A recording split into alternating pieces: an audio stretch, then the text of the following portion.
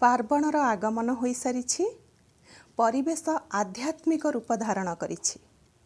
मेदिनी कंपुछि ढोल हुलहुली मृदंग आ शंखरे। आज हेउछि महाअष्टमी। महाअष्टमी उपलक्षे मोर समस्त को शुभेच्छा सह अभिनंदन जनाउछि।